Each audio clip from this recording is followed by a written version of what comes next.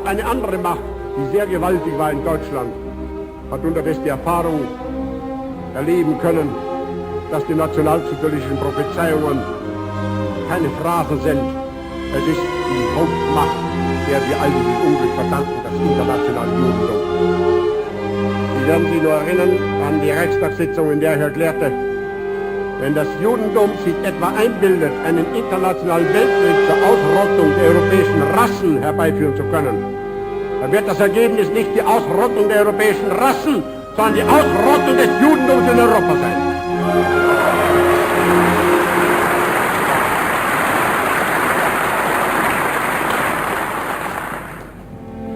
Sie haben mich immer als Prophet ausgelacht. Von denen, die damals lachten, lachen heute unzählige nicht mehr. Die jetzt noch lachen, werden in einiger Zeit vielleicht auch nicht mehr lachen. I am speaking to you from the Cabinet Room at 10 Downing Street. This morning, the British ambassador in Berlin handed the German government a final note, stating that unless we heard from them by 11 o'clock, that they were prepared at once to withdraw their troops from Poland, a state of war would exist between us. I have to tell you now that no such undertaking has been received, and that consequently this country is at war with Germany. You can imagine what a bitter blow it is to me that all my long struggle to win peace has failed. Yet I cannot believe that there is anything more or anything different that I could have done and that would have been more successful. Up to the very last, it would have been quite possible to have arranged a peaceful and honorable settlement between Germany and Poland. But Hitler would not have it. He had evidently made up his mind to attack Poland whatever happened. And although he now says he put forward reasonable proposals which were rejected by the Poles, that is not a true statement. The proposals were never shown to the Poles, nor to us.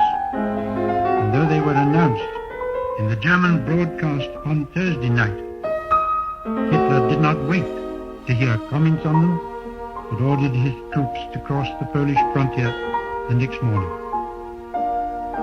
His action shows convincingly that there is no chance of expecting that this man will ever give up his practice of using force to gain his will. He can only be stopped by force.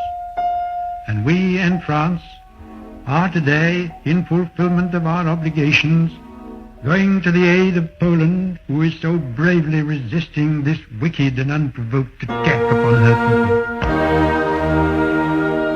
We have a clear conscience.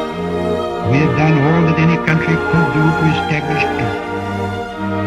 The situation in which no word given by Germany's ruler could be trusted, and no people or country could feel itself safe, has become intolerable.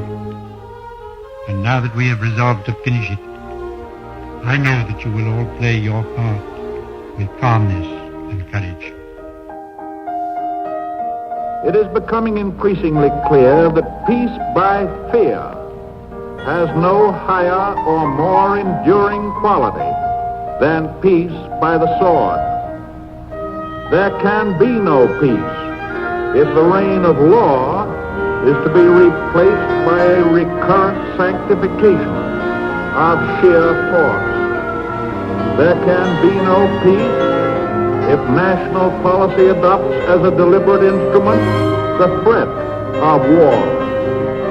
There can be no peace if national policy adopts as a deliberate instrument the dispersion all over the world of millions of helpless and persecuted wanderers with no place to lay their heads. There can be no peace if humble men and women are not free to think their own thoughts, to express their own feelings, and to worship God.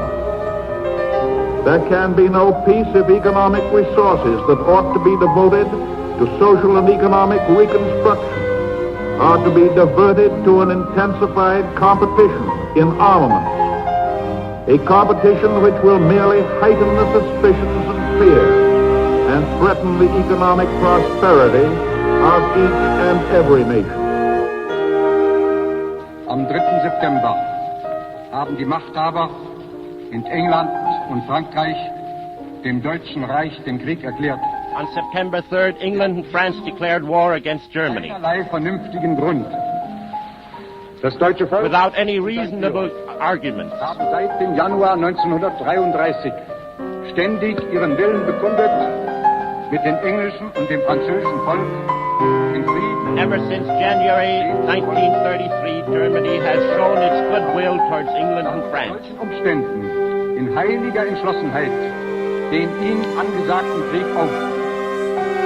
Der Plan der englisch-französischen Machthaber, das Deutsche Reich aufzulösen, das deutsche Volk politisch zu entrechten. For the Allies' plans to destroy Germany will be fought with all our power. Und deshalb zustanden werden.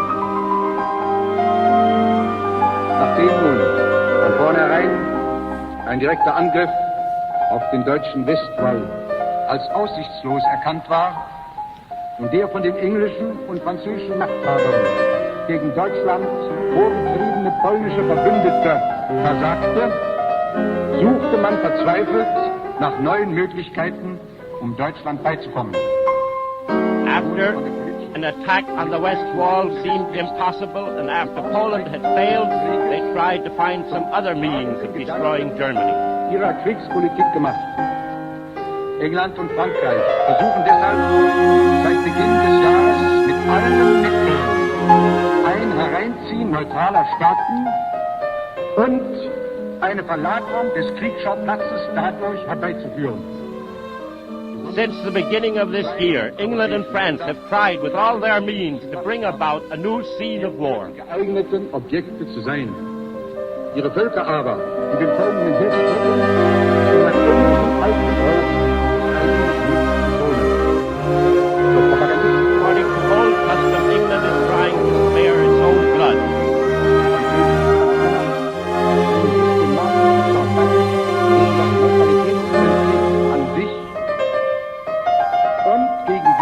They have started a systematic campaign against the principle of neutrality.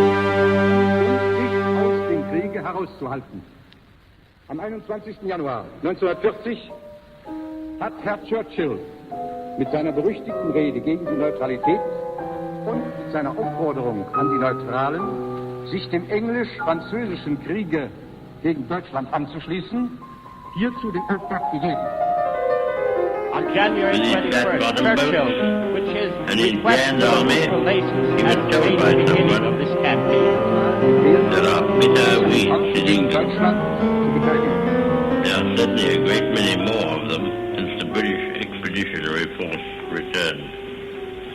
Sir, I have myself full confidence that if all do their duty, if nothing is neglected, and if the best arrangements are made, as they are being made, we shall prove ourselves once more able to defend our island home, to ride out the storm of war, and to outlive the menace of tyranny, if necessary for years, if necessary alone.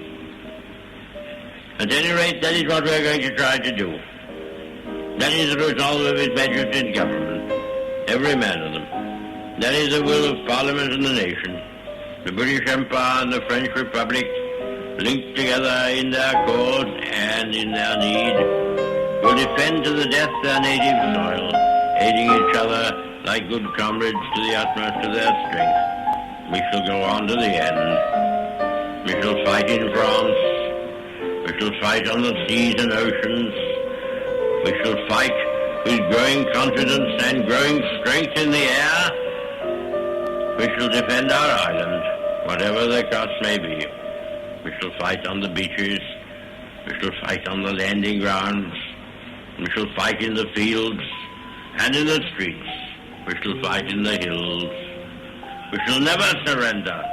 And if, which I do not for a moment believe, this island or a large part of it was subjugated and starving, then our empire beyond the seas, armed and guarded by the British fleet, would carry on the struggle until, in God's good time, the new world, with all its power and might, steps forth to the rescue and the liberation of the old.